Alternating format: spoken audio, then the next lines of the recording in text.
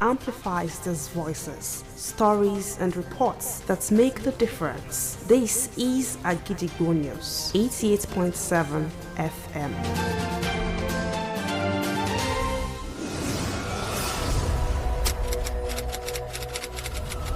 This is Kunle Amzat Studio, Akojopo 88.7 FM. Welcome to News Around the World.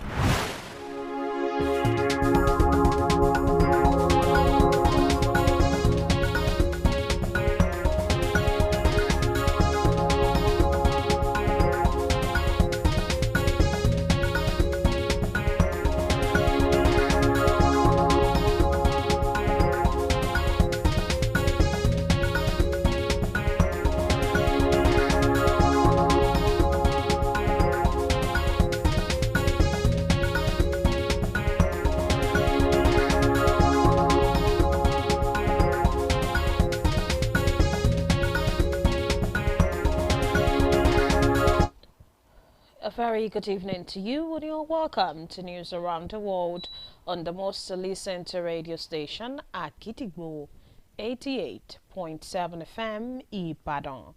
I am Wuraola Yusuf. The headlines: Yakubu hands over to Agbamachi as INEC acting chairman. A student protest in Oyo, a rally support for Dangote refinery. WHO warns alarming number of people and now vape. Trump's threat to invoke Insurrection Act escalates a showdown with a Democratic cities. Nigeria's powerlifting contingent jets out to Cairo for 11th World Powerlifting Championships. And now the details. Professor Mahmoud Yakubu has handed over to May Agbamachi as the acting national chairman of the Independent National Electoral Commission, INEC. Professor Yakubu announced this today at the ongoing meeting with the resident electoral commissioners at the INEC headquarters in Abuja. Professor Yakubu therefore solicited the support of the commissioners and directors of the commission for Agbamachi, who is the oldest serving national commissioner in the electoral body, until the appointment of a substantive chairman. The Chief of Army Staff, Lieutenant General Lufemi Oluyede, has warned that the growing use of fake news, manipulated images and deepfakes poses a grave threat to Nigeria's national security and the integrity of military operations. General Oluyede was represented by the Commander, Nigerian Army Cyber Warfare Command, Major General Muhammad Abdullahi, spoke today at the opening ceremony of the Directorate of Army Public Relations Combined Third and Fourth Quarters Seminar held in Abuja. The Army Chief said the rise of digital technology and artificial intelligence had made information travel faster and wider, making it easier for misinformation and doctored content to spread unchecked. General Oluyede stressed that the media plays a vital role in shaping public perception of the military, adding that responsible and balanced reporting is essential to maintain public trust and support for ongoing operations across the country, and noted that modern conflicts are increasingly fought not only on the battlefield but also in the information space, where narratives and public confidence determine the success of security efforts. Drug abuse among Nigerian youths is a growing concern. Substances like cannabis, cocaine, and tramadol are being abused, often starting with curiosity or peer influence. This can lead to devastating effects on health, education, and future prospects. Curiosity and peer pressure can spark substance abuse, threaten health, education, and futures. Experts warn of devastating consequences for individuals and society if the trend persists. Akojopo FM News correspondent Anoluwapo Yeshola reports. Nigeria's future rests on the shoulders of its youth. But today, many youth in Nigeria and other parts of the world face a silent but dangerous enemy, which is drug abuse. Thousands of youth experiment with drugs such as marijuana, cigarettes, pills, capes, and other on a daily basis. Some young people see drug use as a way to relax or escape their problems, and some turn to it as a result of peer pressure and curiosity. But unfortunately, what often starts as an experiment often becomes a tradition with devastating consequences. In an interview with Agidigbo News, a COM member, Ms. Delight, shares her opinion on why youth take drugs. One of the primary reasons I think people take drugs is to suppress pain. So you see most drug addicts or people that take drugs even once in a while, most times when they do so, they're trying to suppress some form of pain.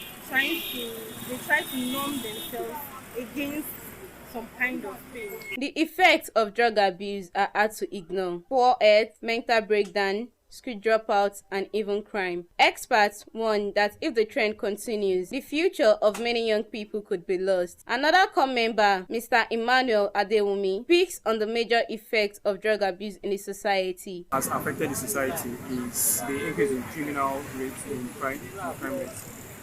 You see that people that tend to commit crime are people who are drug users. So it actually affects their way of reasoning. Speaking with Agidigbo FM, Emmanuel Nasiru speaks on what parents and the society can do to help in curbing drug abuse. Drug abuse is always a very bad thing, and how parents can help. You are the parents of these children that engage in drug abuse. You can talk to them. I know society, like the church, the mosques, and different places, school, marketplaces. I think those ones can incorporate a study about drug abuse and its effects and everything, and the damage to society in their curriculums or in everything they do. Probably they will put it in preaching in church or in mosques and everything. In another interview with Agidigbo FM News, the Secretary of the Pharmaceutical Society of Nigeria, Oyo State Branch, Pharmacist Adedayo Akala, urged the public to report cases of drug abuse. Drug abuse is a serious menace, and everybody has a role to play. And how do you prevent this is to speak out. You can even if you don't have access or you don't want to go to the parents or the guardian or the kids or people that you think they are abusing drugs, you can report at the offices of the security agency. We have them, we have Amotekun, we have the police, we have the NSCDC, we have a wide range of them everywhere around, and you can even go to the media houses. Parents, schools, religious institutions, and the government all have roles to play as more awareness campaigns, stronger regulation of drug sales, and the creation of youth empowerment programs could help reduce the problem. Drug abuse destroys dreams, but with the right support and choices, our youth can build a brighter future free from drugs. Anolowapo Oyeshola, Agidigbo FM News. A coalition of Yoruba youth and Nigerian students has called on President Bola Ahmed Tinubu and other key stakeholders to intervene in the ongoing crisis involving the Dangote refinery and major oil unions accusing the union of economic sabotage. The coalition of Yoruba youth and Nigerian students organized a protest which took place in Ibadan today, with demonstrators demanding protection for the Dangote refinery from what they described as agents of economic regression. Agidigbo FM News correspondent Oluwapemi Bamidele brings the report.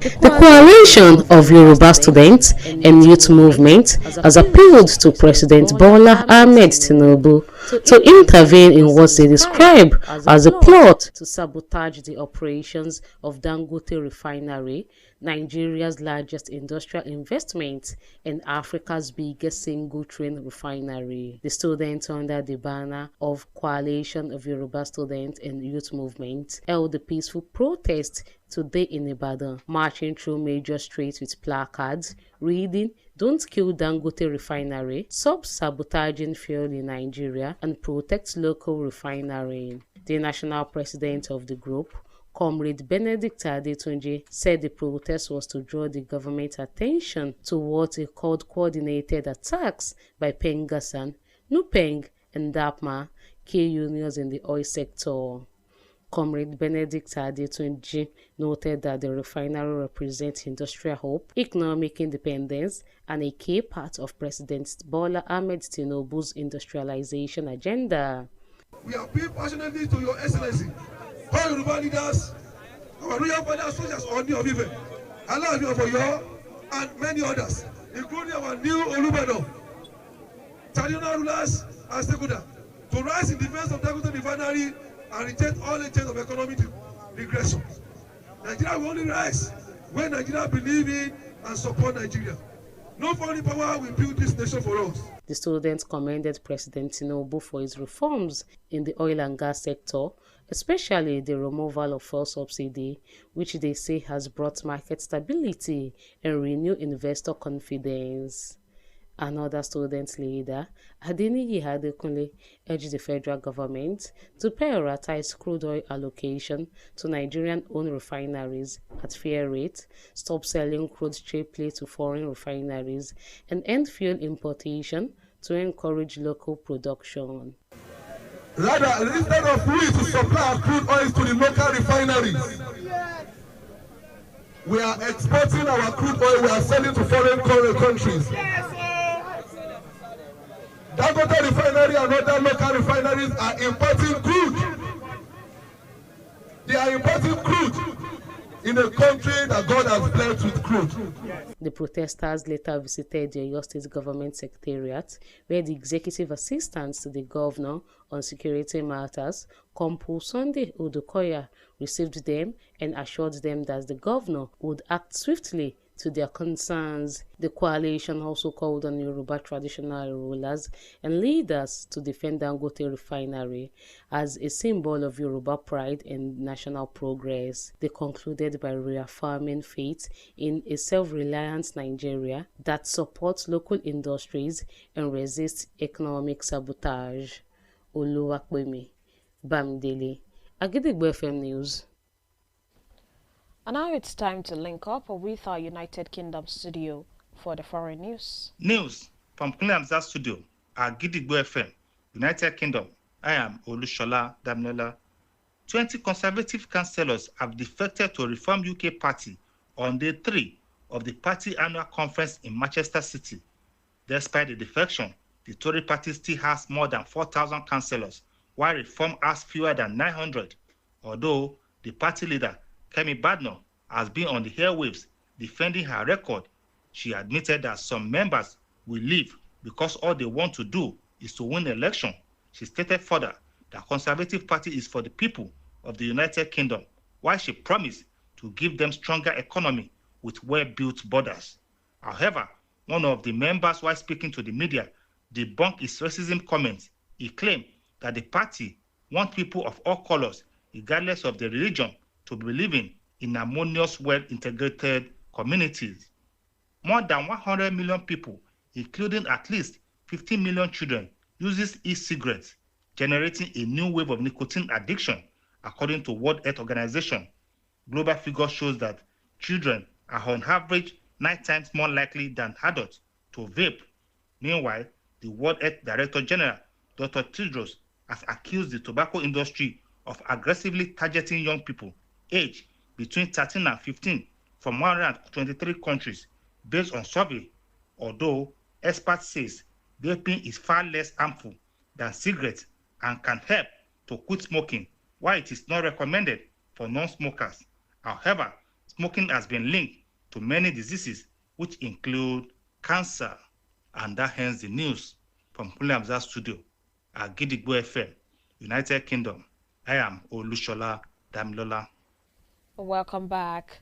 And now we shall also be moving to our Maryland studio, United States, for more foreign news. News from Kule Amzat studio at Gidigbo, United States.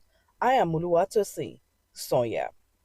President Donald Trump's threat to invoke a federal anti-insurrection law to expand its deployment of military personnel to U.S. cities has intensified the legal battle between the president and Democratic-led cities as hundreds of National Guard troops from Texas on Tuesday prepared to patrol the streets of Chicago. Trump told reporters on Monday that he would consider utilizing the Insurrection Act, a law enacted more than 2 centuries ago, to sidestep any court rulings restricting his orders to send guard troops into cities over the objections of local and state officials. The law, which gives the president authority to deploy the military to quell unrest in an emergency, has typically been used only in extreme cases and almost always at the invitation of state governors.